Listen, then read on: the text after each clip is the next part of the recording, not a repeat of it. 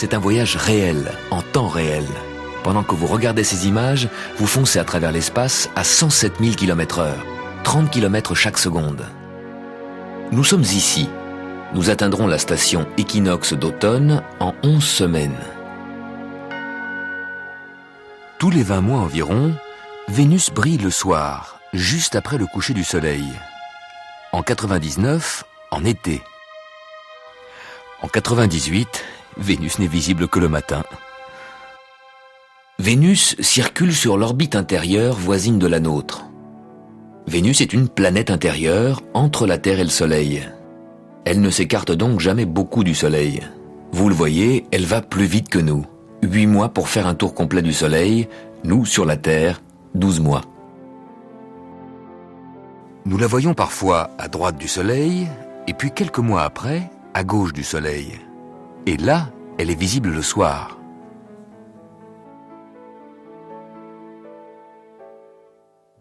Tant que vous regardez Vénus à l'œil nu, vous voyez un petit point lumineux comme les autres planètes et les étoiles.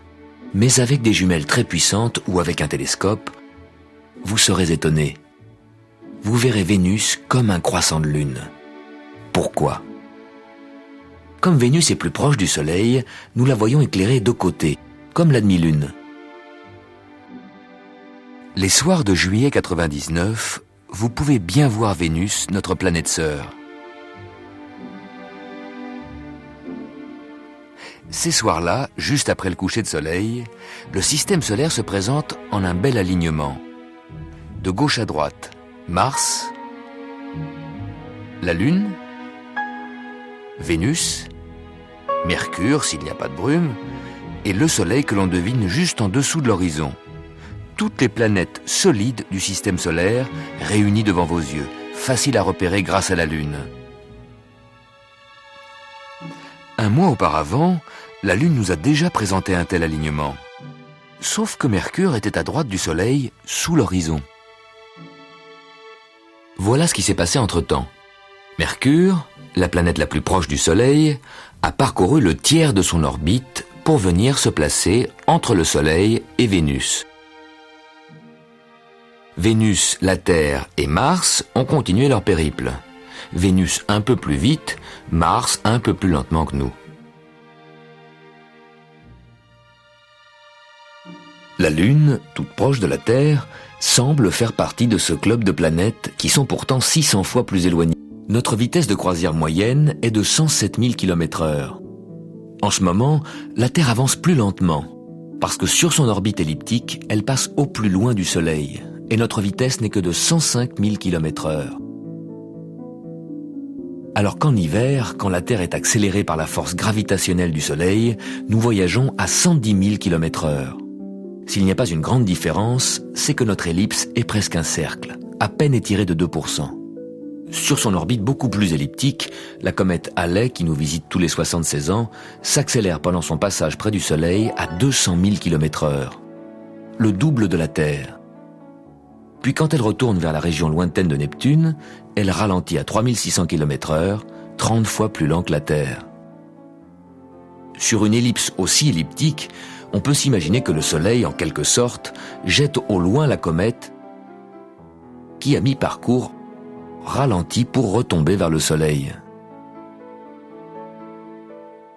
Si vous jetez une balle en l'air, elle accélère sur une trajectoire étroite, ralentit, s'arrête et retombe.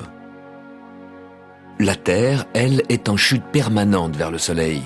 Mais pas de panique. Sur cette trajectoire presque circulaire, les forces centrifuges nous maintiennent solidement, tous sur orbite.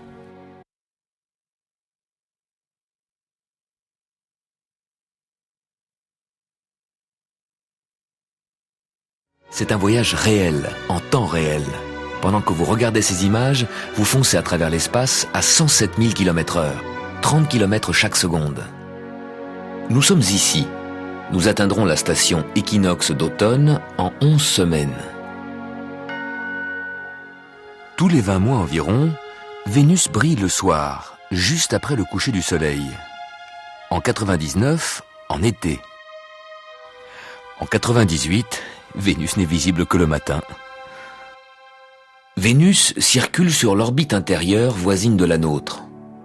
Vénus est une planète intérieure entre la Terre et le Soleil. Elle ne s'écarte donc jamais beaucoup du Soleil. Vous le voyez, elle va plus vite que nous. 8 mois pour faire un tour complet du Soleil, nous, sur la Terre, 12 mois. Nous la voyons parfois à droite du Soleil, et puis quelques mois après, à gauche du Soleil. Et là, elle est visible le soir.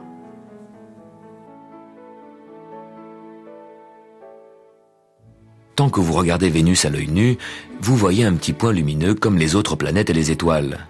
Mais avec des jumelles très puissantes ou avec un télescope, vous serez étonné. Vous verrez Vénus comme un croissant de lune. Pourquoi ? Comme Vénus est plus proche du Soleil, nous la voyons éclairée de côté, comme la demi-lune. Les soirs de juillet 99, vous pouvez bien voir Vénus, notre planète sœur. Ces soirs-là, juste après le coucher de soleil, le système solaire se présente en un bel alignement. De gauche à droite, Mars, la Lune, Vénus, Mercure s'il n'y a pas de brume, et le Soleil que l'on devine juste en dessous de l'horizon. Toutes les planètes solides du système solaire réunies devant vos yeux, faciles à repérer grâce à la Lune. Un mois auparavant, la Lune nous a déjà présenté un tel alignement. Sauf que Mercure était à droite du Soleil, sous l'horizon. Voilà ce qui s'est passé entre-temps. Mercure, la planète la plus proche du Soleil, a parcouru le tiers de son orbite pour venir se placer entre le Soleil et Vénus. Vénus, la Terre et Mars ont continué leur périple. Vénus un peu plus vite, Mars un peu plus lentement que nous. La Lune, toute proche de la Terre, semble faire partie de ce club de planètes qui sont pourtant 600 fois plus éloignées. Cet alignement vous montre bien le plan dans lequel les planètes et la Terre circulent autour du Soleil. Soleil, Mercure, Vénus, Lune, Mars et la Terre nous permettent en un coup d'œil de voir la moitié du système solaire.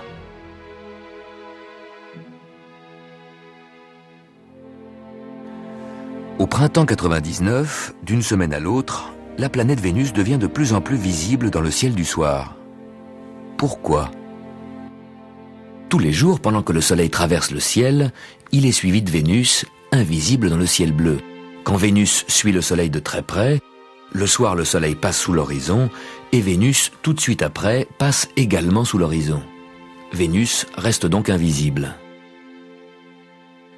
Puis Vénus se décale de plus en plus à gauche du Soleil. En suivant le Soleil avec ce plus grand décalage, Vénus traverse le ciel 1 heure plus tard. Au coucher du Soleil, Vénus a le temps de briller encore 1 heure avant de passer également sous l'horizon.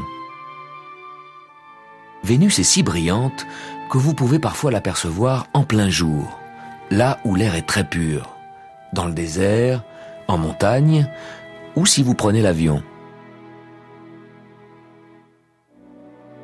Pourquoi Vénus est-elle si brillante ? Elle est près de nous. Elle apparaît donc plus grande que d'autres astres plus éloignés.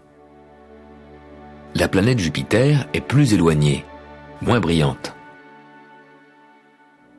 Vénus, comme Jupiter, comme toutes les planètes, ne rayonne pas.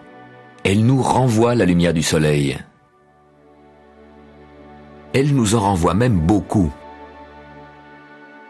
Car Vénus est plus près du Soleil que nous et reçoit un rayonnement plus fort. Mais aussi parce qu'elle est recouverte d'une épaisse couche de nuages blancs qui réfléchissent intensément les rayons du Soleil. Cette brume nous cache la surface de Vénus. Ce sont les radars des sondes spatiales qui nous révèlent ces montagnes et vallées vénusiennes. Il y fait une chaleur à fondre le plomb. L'atmosphère très dense empêche la chaleur accumulée par Vénus de s'échapper vers l'espace. C'est l'effet de serre. Sur la Terre aussi, nous connaissons l'effet de serre. Notre atmosphère, moins que celle de Vénus, freine le rayonnement de la chaleur vers l'espace et nous protège de trop violentes fluctuations de température entre jour et nuit, entre été et hiver. Sur Vénus, il n'y a ni été ni hiver. Les rayons du Soleil frappent toujours sous le même angle, car l'axe de Vénus se dresse presque droit sur son orbite. Sous les nuages, les Vénusiens, s'il y en avait, ne verraient jamais ni les étoiles, ni leur planète voisine, la Terre. Mais Vénus a aussi une autre particularité. Vénus tourne en sens inverse de toutes les autres planètes, et très lentement. La Terre met 24 heures pour une rotation autour de son axe. Jupiter, 10 heures. Vénus, 8 mois. Légèrement plus qu'elle met pour faire le tour du Soleil. Qu'est-ce qui s'est passé? L'atmosphère dense qui entoure Vénus a subi un effet de marée, semblable à la marée des océans qui entourent la Terre. La force d'attraction du Soleil attire l'atmosphère de Vénus en un bourrelet de marée. Ainsi déformée, Vénus a ralenti sa rotation. Résultat, le Soleil a plus de temps pour chauffer cette partie de l'atmosphère, qui en se dilatant renforce encore l'effet de marée, donc le ralentissement. Et tous ces effets se cumulent jusqu'à ce que la rotation soit quasiment arrêtée et même légèrement inversée. Un phénomène mystérieux se produit chaque fois que Vénus et la Terre se rapprochent au plus près. À chaque rencontre, tous les 20 mois, c'est le même méridien de Vénus qui pointe vers la Terre. Peut-être est-ce un hasard. Mais si c'était une sorte de résonance planétaire entre la Terre et notre voisine Vénus. Pensez-y le soir quand vous la verrez.